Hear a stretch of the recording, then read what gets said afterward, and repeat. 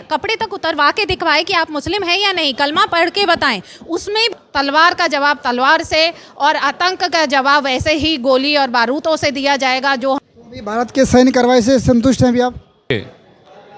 संतुष्टि अभी हमें बिल्कुल बिल्कुल नहीं मिलेगी। और मोदी अखंड भारत का जो हमारा सपना पूरा हो जाएगा या हमारा ये सपना ही रह जाएगा? जी ये कहूँगी। और बस लास्ट में मैं इतना कहना चाहूँगी, जो बदला लिया है उससे हम बहुत खुश हैं आज।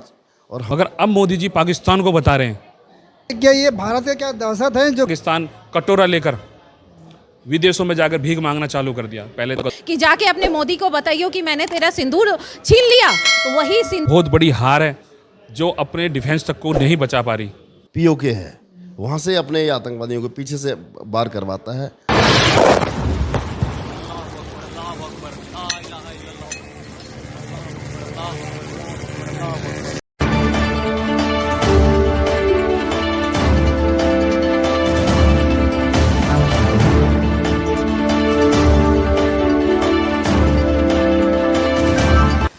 नमस्कार, एनसीआर हलचल में आपका बहुत बहुत स्वागत है। जैसा कि हम सब लोग जानते हैं आज भारत ये किस दौर से गुजर रहा है, और इसमें से पूरा भारतवर्ष में एक तरह के एक आक्रोश भी है और एक लोगों में खुशी भी है। उसी पड़ताल में थोड़ा सा हम लोग यहाँ पे आए हुए हैं पटपरगंज विधानसभा क्षेत्र में। थोड़ा भाई जी थोड़ा अपना परिचय दीजिए, और आज के जो दौर की जो हालात जिस दौर से गुजर रही है, लोगों में एक आक्रोश भी है और एक खुशियाँ भी है, उसको आप किस तरह से जाहिर करते हैं? क्या सुबह क्या प्रकाश थोड़ा डालिए इसमें आप। मैं ललित वार्ष्णेय हैप्पी विधानसभा 57 रविंद्र सिंह नेगी समाज सेवा के रूप में एक यहाँ कार्यरत हूँ। और जिस प्रकार से हम लास्ट एक हफ्ते से देख रहे हैं जो पाकिस्तान के कारनामे जो हम देख रहे हैं, जो पीछे से वार करता है, इसमें हमारे 30-26 जो हमारे नागरिक थे पहलगाम में जिस हिसाब से उन्होंने एक एक करके पूछ के उनका धर्म जात पूछ के गोलियों से उड़ाया, छर्रे उड़ाया, उसका हमारे मोदी जी ने जो मतलब बदला लिया है उससे हम बहुत खुश हैं आज। और हम ये भी चाहते हैं कि इससे भी बिल्कुल इस बार दिखा दें कि हम बाप रहेगा, बच्चा रहेगा। पाकिस्तान जो हमेशा पीछे से गोलियां खेलता है, हर पिछले 300 साल का उसका रिकॉर्ड देख लीजिए, कितने जब से ये आज़ाद हुआ है 57 साल का रिकॉर्ड देख लीजिए, आज तक इसने कभी भी हमारा पक्ष नहीं लिया, जबकि हमारे ही देश से अलग हिस्सा बना है और हमेशा हम पीछे से वार करता है। तो ये बात बताइए, अभी इतने सालों से वहाँ की जो कांग्रेस के राज रहा, और चूंकि बीजेपी के शासनकाल में ऐसा है, उसके इसमें इतना हिम्मत कैसे बढ़ गया जो कि इसमें धर्म पूछ करके लोगों को टारगेट करना चाहा, उसमें प्रयास निशाना बनाया गया?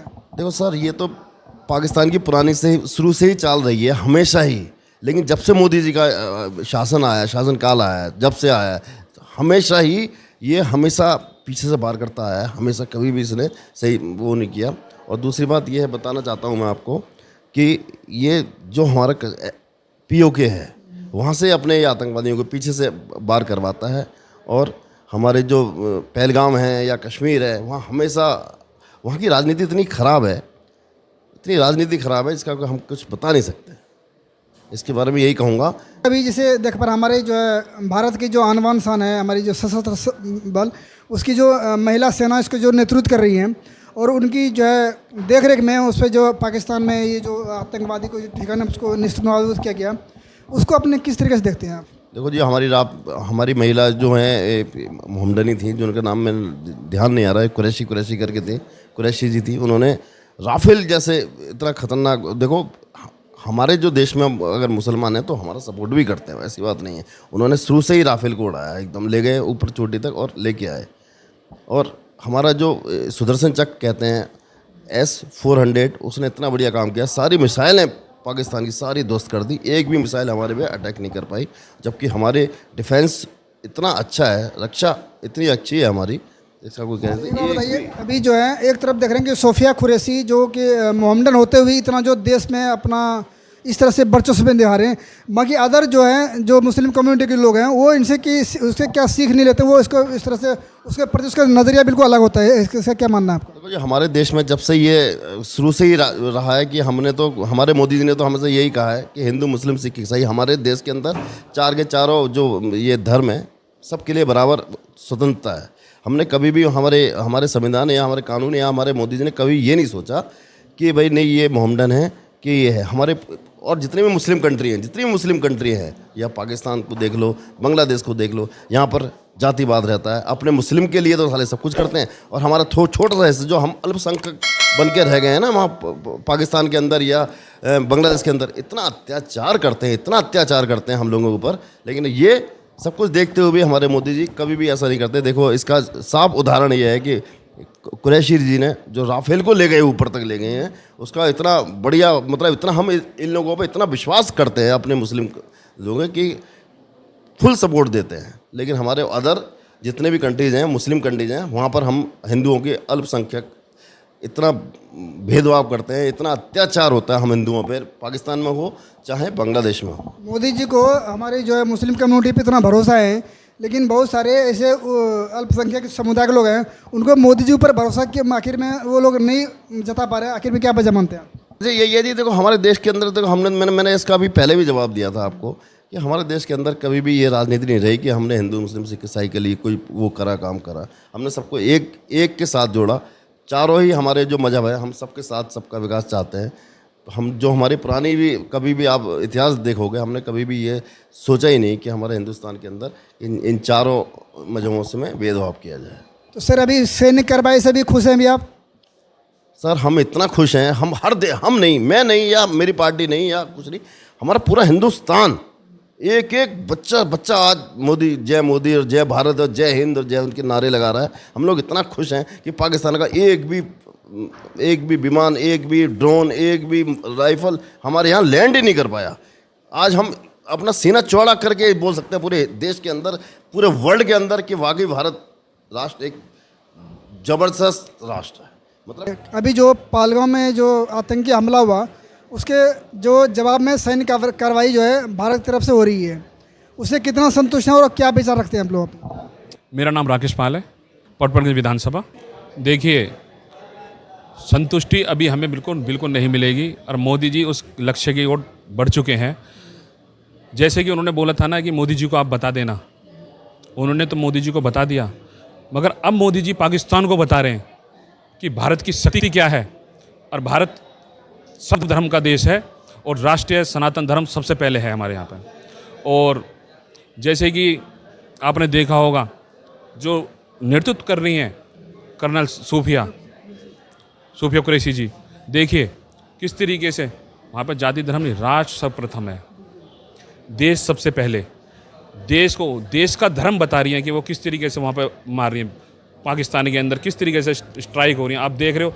पाकिस्तान कटोरा लेकर विदेशों में जाकर भीख मांगना चालू कर दिया। पहले तो गधे बेच के काम चला रहा था, आज वो गधे तो रहेगी नहीं, गधे के साथ साथ आज कटोरा आ चुका है उसके हाथ में। उसे भारत की शक्ति का अभी तो ये तो एक मात्र टेलर है। सब देश मोदी जी के साथ हैं। आतंकवाद के साथ कोई नहीं होता, आतंकवाद किसी का नहीं होता सगा। और पाकिस्तान तो मैं कह रहा हूँ उसकी तो मिलिट्री खुद आतंकवादी को पालती है, वो तो पालती है। और इसीलिए देखो मोदी जी ने जो निर्णय लिया है, जो आज हमारी सेना उनके पर हमला कर रही है, केवल आतंकवादियों को ही मिटा रही है उसकी जड़ से। क्या ये भारत का क्या दहशत है जो कि जो पाकिस्तान का जो ड्रोन जो उसके देश में खुद ही फूट जा रहा है?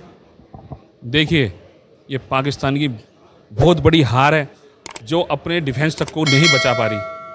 और भारत मारना भारत के अंदर पहले ही हमारी सेना उसको ध्वस्त कर देती है। ये है भारत की शक्ति, ये 14 साल में मोदी जी ने कमाया है। और जो उन बहनों का सिंदूर उजड़ा है, उनको एक श्रद्धांजलि है मोदी जी की तरफ से। मैं सलूट करता हूँ मोदी जी को। मैम, आप थोड़ा जो ना बड़े बेबाक तरीके से अपनी विचार रखते हैं, आखिर में आप लास्ट में अभी क्या विचार रखना चाहेंगे और क्या मैसेज देना चाहेंगे वैसे कट्टरपंथी लोगों के लिए जो कि आतंकवाद जो फैला रहे हैं और जो निर्दोष लोगों को जो मारे जा रहे हैं, उस पर अपने क्या विचार रखते हैं? देखिए, कोई भी धर्म दूसरे धर्म को अगर मारने को सिखाता है तो वो धर्म सबसे बुरा है, मैं ये कहूँगी। और बस लास्ट में मैं इतना कहना चाहूँगी, जो अखंड भारत का हमारा सपना था वो यहाँ पे पूरा होगा। यहाँ के मुस्लिम जो कि कन्वर्टेड है तो वो हमारे ही अपने भाई बंधु हैं, लेकिन जो अपने दकियानूसी ख्यालों से जो मुग़लों के शासित और प्रभाव से ग्रसित हैं, उनको उनका सबक सिखाया जाएगा। और अब तलवार का जवाब तलवार से और आतंक का जवाब ऐसे ही गोली और बारूदों से दिया जाएगा, जो हमारे भारतीय सैनिक अपने सीमाओं पर तैनात होकर उनको जवाब दे रहे हैं। और अखंड भारत का सपना हमारा बहुत जल्द ये अब पूरा होने वाला है। वाकई में अखंड भारत का जो हमारा सपना पूरा हो जाएगा या हमारा ये सपना ही रह जाएगा? जी होगा। मोदी जी ने जो ये 14 सालों में करके बताया है, और कहीं पे मैंने इतना दम नहीं देखा। कितने आतंकी हमले जब कांग्रेस के टाइम पे नहीं हुए हैं, एक का जवाब नहीं दिया गया है। यही हमारा सनातनी धुरंधर है। यही हमारे सनातनी धुरंधर के अलावा भी मैं एक शब्द ज़रूर ऐड करना चाहूँगी कि ये राष्ट्रीय हित में सोचने वाला हमारा पीएम है जो हमें मिला है, और ये बहुत अच्छे तरीके से सबको सबक सिखाएगा। एक बारूद का जवाब ये बारूद से देगा। अगर आप हम पे ईंट फेंकोगे तो आपको भी बदले में ईंट मिलेगा, और बहुत अच्छे तरीके से मिलेगा। पाकिस्तान को अपनी औकात दिखा के ये हमारा जो राष्ट्र प्रधानमंत्री है ये दिखा के बताएंगे। ऐसे ही इनको सब मान और सम्मान नहीं देते हैं। तो जो अगर दिल्ली में भी हमारी सत्ता आई है तो सिर्फ और सिर्फ मोदी जी की वजह से आई है, ये मैं आपको अवश्य बताऊंगी।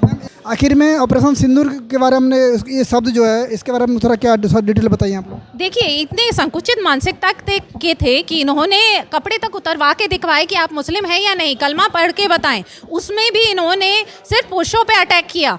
क्यों अटैक किया? कि उनके सिंदूर को मिटा पाएं। ये उन महिलाओं की क्या गति हो रही होगी वहाँ पे, वो कैसे मानसिकता, कैसे उनको मानसिक प्रभाव उन पे पड़ रहा होगा, उनकी भावनाओं को कितना ठेस पहुँच रहा होगा कि एक घर के मुखिया को आप वहाँ पे उसके जीवन को वहाँ से छीन रहे हैं, और फिर उस व्यक्ति को, उस महिला को आप ये बोल रहे हैं कि जाके अपने मोदी को बताइए कि मैंने तेरा सिंदूर छीन लिया।